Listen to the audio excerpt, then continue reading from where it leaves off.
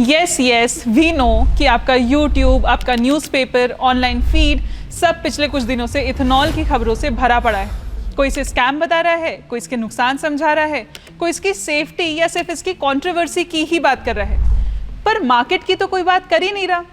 हम भी ट्रेंड को फॉलो करते हुए हड़बड़ी में एक वीडियो निकाल सकते थे, लेकिन हमने पहले मार्केट के रिएक्शन को देखने का डिसीजन लिया।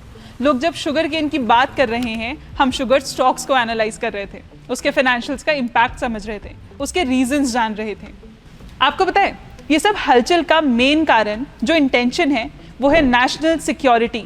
जी हाँ, देश की सिक्योरिटी मतलब उसकी रक्षा सिर्फ बॉर्डर से नहीं की जाती, बल्कि एनर्जी सिक्योरिटी भी उसका एक बहुत बड़ा हिस्सा होता है।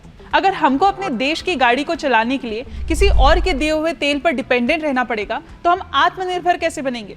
FY25 में इंडिया ने 234.3 million ton crude oil import किया, जो पिछले फाइनेंशियल ईयर से 3.4% ज्यादा था, और इसको अचीव करने के लिए लगभग $137 बिलियन खर्च हुए। आज भी हमारी 88% एनर्जी नीड्स के लिए हम इंपोर्ट्स पर डिपेंडेंट हैं। लेकिन इस प्रॉब्लम का सलूशन इथेनॉल कैसे हुआ? वो ऐसे कि जब इस स्कीम के थ्रू हमारी public sector oil marketing companies petrol में इथेनॉल ब्लेंड करके सप्लाई करते हैं, तो रिजल्ट काफी बड़ा मिलता है। पिछले 11 सालों में यानी 2014 से लेकर जुलाई 2025 तक इथेनॉल ब्लेंडिंग ने इंडिया को ₹1.44 लाख करोड़ से ज्यादा की फॉरेक्स सेविंग करवाई है। इतना ही नहीं, इसने लगभग 245 lakh metric ton crude oil का इंपोर्ट रिप्लेस कर दिया, और कार्बन डाइऑक्साइड का एमिशन का रिडक्शन वो हुआ around 736 lakh metric tons, which is almost equal to 30 crore नए पेड़ लगाना। विद दिस, इस साल हमारे फार्मर्स को सिर्फ इथेनॉल के लिए लगभग 40,000 करोड़ रुपीस की पेमेंट भी की जाएगी। मतलब एक ही स्कीम से एक नहीं, दो नहीं, 3 निशाने: energy security, rural economy and environment. अब अगर इतनी बड़ी बात उठी है तो इसके और भी कई इफेक्ट्स होंगे। बस इसी के बारे में आज हम यहाँ डिस्कस करेंगे। With me Swati, let's get started. Ethanol supply year 2024-25 में 31 जुलाई तक देखें तो एवरेज ब्लेंडिंग लेवल 19.05% तक पहुंच चुका है। सिर्फ जुलाई 2025 की बात करें तो ब्लेंडिंग स्पाइक करके 19.93 पहुंच गया। Now as we know, ethanol sugar से भी बनाया जा सकता है और मेज या कॉर्न जैसे अनाज से भी। दोनों में स्टार्च या शुगर को फर्मेंट करके ये बनाया जाता है। तो जब हम ये कह रहे हैं कि इथेनॉल ब्लेंडिंग में स्पाइक आया है, इसका मतलब ये भी है कि अब तक जो शुगर मिल्स सिर्फ शुगर बेचने तक लिमिटेड थे, आज उनके पास एक और रेवेन्यू स्ट्रीम है, इथेनॉल डिस्टिलेशन, जिसके वजह से ऑयल मार्केटिंग कंपनीज इनके बायर्स बन गए। कैश फ्लो स्टेबल हुआ और फार्मर्स के लिए भी डायरेक्ट बेनिफिट बढ़ गया, क्योंकि केन क्रशिंग की डिमांड स्टेडी हो गई। तो जहां ऑलरेडी हम इथेनॉल के एरा में आ रहे हैं, रिसेंटली गवर्नमेंट ने एक और न्यूज अनाउंस की। केन जूस से इथेनॉल बनाने पर जो प्रोडक्शन कैप था उसे हटा दिया और परमिशंस रिलैक्स कर दी। ये न्यूज जैसे ही सितंबर 2025 में आई, मार्केट ने तुरंत रिएक्ट करा। शुगर स्टॉक्स सीधा ऊपर चले गए। बलरामपुर चीनी, श्री रेणुका और ईद पैरी जैसे नेम्स डबल डिजिट तक रैली कर गए। और सिर्फ शुगर मिल्स ही नहीं, इंजीनियरिंग प्लेस को भी तुरंत फायदा हुआ। त्रिवेणी इंजीनियरिंग जैसे फर्म्स के लिए डिस्टिलरी ऑर्डर्स बढ़ने की एक्सपेक्टेशंस बनती है और मार्केट ने उसको प्राइस इन भी किया। लेकिन असली सवाल ये है कि रैली के पीछे का स्ट्रक्चरल रीजन क्या है? इन कंपनीज के नंबर्स कैसे बदल रहे हैं, मार्जिन्स कैसे शिफ्ट हो रहे हैं, और ग्रेन बेस्ड डिस्टिलरीज और इंजीनियरिंग फर्म्स का प्ले कहाँ बनता है? तो बेसिक से शुरू करना जरूरी है। स्ट्रक्चरल रीजन समझना इसलिए भी जरूरी है क्योंकि ये हमें बताएगा कि कौन से प्लेयर्स और इंडस्ट्रीज इस पूरे प्रोसेस में इन्वॉल्व हैं। तो चलिए प्रोसेस समझते हैं। इथेनॉल बनाने के लिए सबसे पहले रॉ मटेरियल चाहिए होता है। इंडिया में मेनली शुगर केन और ग्रेन्स यूज होते हैं, और अगर इन्हें कंपेयर करने जाएं तो एफिशिएंसी के हिसाब से शुगर केन सबसे आगे है। हाँ, ये पानी ज्यादा लेता है, पर पानी का यूज भी एफिशिएंटली करता है। हालांकि ग्रेन बेस्ड डिलीवरीज गवर्नमेंट के द्वारा वाइडली सपोर्टेड है। डोमेस्टिक कंजम्पशन में डिमांड सप्लाई का बैलेंस बना रहे, इसलिए government sugar cane ethanol production पर कैप लगाती है, और वाइस वर्सा भी पॉसिबल हो सकता है। लो शुगर सप्लाईज के चलते सरकार ने 2023-24 में sugar cane based ethanol production पर कर्व्स लगाए थे, और इसका इम्पैक्ट आप देख ही सकते हैं। जुलाई 2025 के डेटा के हिसाब से 7.23 बिलियन लीटर्स इथेनॉल OMCs को सप्लाई हुआ था, जिसमें से सिर्फ 2.74 billion litres sugar based source से आया। मतलब शुगर का शेयर 38% ही रहा, जबकि राइस और मेज जैसे ग्रेन्स का कंट्रीब्यूशन 62% तक पहुंच गया। फॉर कंटेक्स्ट, FY 2022-23 में about 73% of ethanol sugar cane based feed stock से आया था। तो पहला रॉ मटेरियल्स, दूसरा फर्मेंटेशन। क्रॉप्स को क्रश या मिल करके उनमें से शुगर या स्टार्च रिलीज करते हैं। ये शुगर फर्मेंटेशन टैंक्स में भेजी जाती है। यहाँ स्पेशल यीस्ट ऐड करते हैं जो शुगर को इथेनॉल प्लस कार्बन डाइऑक्साइड में कन्वर्ट कर देता है। Third step, purification. फर्मेंटेशन के बाद जो मिक्सचर बनता है उसमें इथेनॉल, वाटर और इम्प्योरिटीज होती हैं।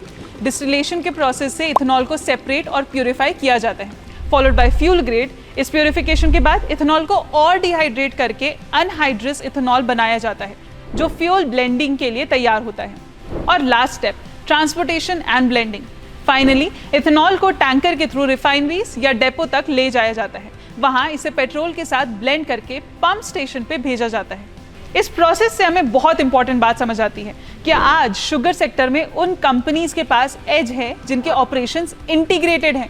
मतलब जो कंपनी सिर्फ शुगर बेचने तक लिमिटेड नहीं है बल्कि अपने केन का पूरा वैल्यू एक्सट्रैक्ट करती है, शुगर और मेज भी प्रोसेस करते हैं और उसी से इथेनॉल भी बनाती है, उसे फायदा होगा। देखा जाए तो शुगर मिल्स के लिए इथेनॉल एक हेज है। जब शुगर सरप्लस होता है, मिल्स केन डाइवर्ट करके इथेनॉल बना देते हैं। इससे मोलासिस मतलब लेफ्ट ओवर्स गोडाउन में डंप नहीं होता, यानी कि इन्वेंट्री एकदम कम और कैश फास्ट आता है क्योंकि OMCs रेगुलर ऑफ टेक करते हैं। लेकिन जब शुगर के दाम हाई हो जाते हैं, मिल्स इथेनॉल डाइवर्जन कम कर देते हैं और शुगर बेच देते हैं। इसे हम और अच्छे से केस स्टडी के थ्रू समझेंगे। इसमें हम ये समझेंगे कि पहले क्या होता था और अब क्या हुआ कि प्राइसेस रैली किए।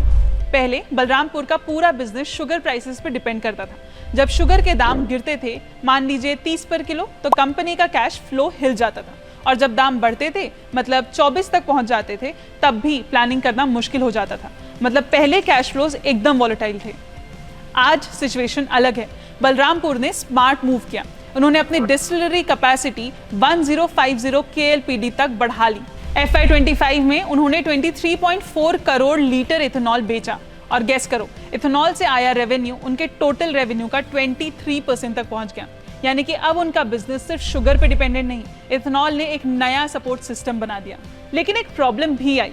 FY 25 में डिस्टिलरी का परफॉर्मेंस एकदम डाउन हो गया। क्यों? क्योंकि गवर्नमेंट ने इथेनॉल के प्राइसेस रिवाइज नहीं किए, जबकि FRP यानी फेयर एंड रेम्यूनरेटिव प्राइस लगातार बढ़ता गया।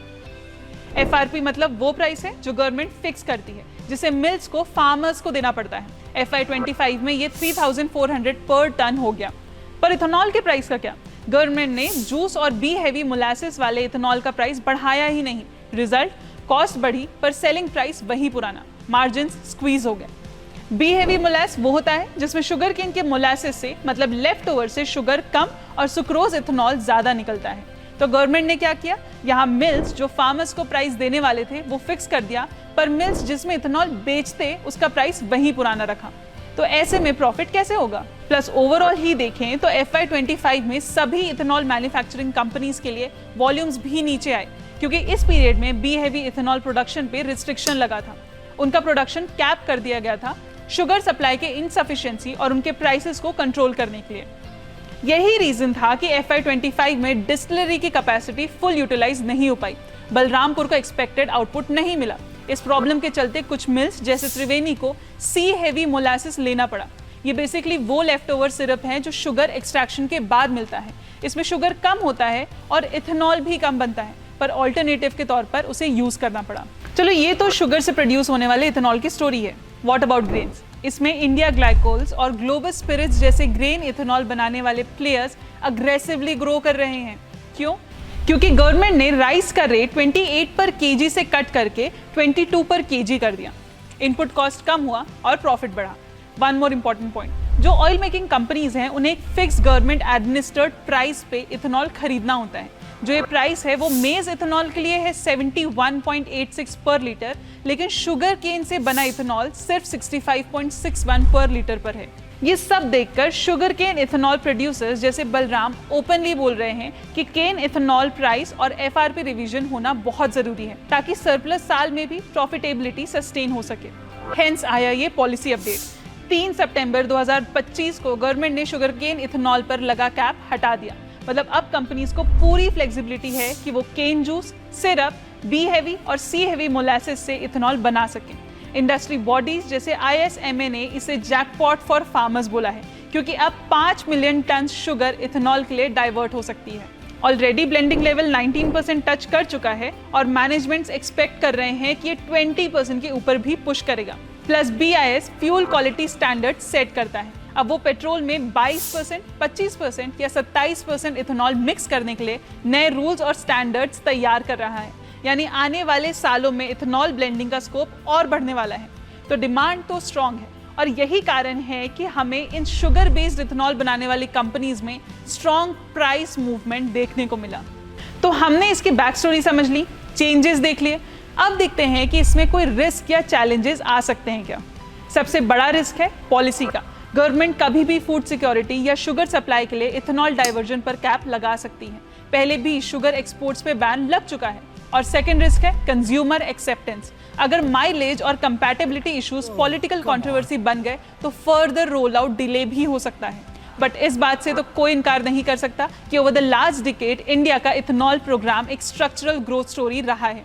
जहां 2013-14 में 0.38 बिलियन लीटर सप्लाई होता था, आज जुलाई 2025 तक 7.23 बिलियन लीटर्स क्रॉस कर गया है। और क्लियरली इसका फायदा हमारी शुगर कंपनीज को भी हुआ by virtue of the returns. Plus ये क्लियरली दिखाता है कि इथेनॉल अब सिर्फ एक इंडस्ट्री नहीं बल्कि इंडिया की एनर्जी सिक्योरिटी स्ट्रैटेजी के साथ साथ नेशनल और इकोनॉमिकल सिक्योरिटी का भी एक कोर हिस्सा है। पर E20 के ऊपर जो कंट्रोवर्सी है उसमें भी मेरिट है। हर इंजन हायर इथेनॉल ब्लेंड्स के लिए ऑप्टिमाइज नहीं होता और सबको एक ही टाइप का फ्यूल देना एफिशिएंसी और कस्टमर सेटिस्फैक्शन दोनों के लिए रिस्क बन सकता है। आगे का लॉजिकल सोल्यूशन यही है कि इथेनॉल पुश तो कंटिन्यू हो नेशनल सिक्योरिटी और एमिशंस के लिए, लेकिन कस्टमर्स को अपने इंजन स्पेक्स के हिसाब से फ्यूल ग्रेड चूज करने का ऑप्शन दिया जाए। इस तरह इथेनॉल स्टोरी सस्टेनेबल और इंक्लूसिव दोनों बनेगी। तो ये था हमारा video about E20 and ethanol. Comment section में जरूर बताइएगा कि आपका इस कंट्रोवर्सी में क्या स्टैंड है।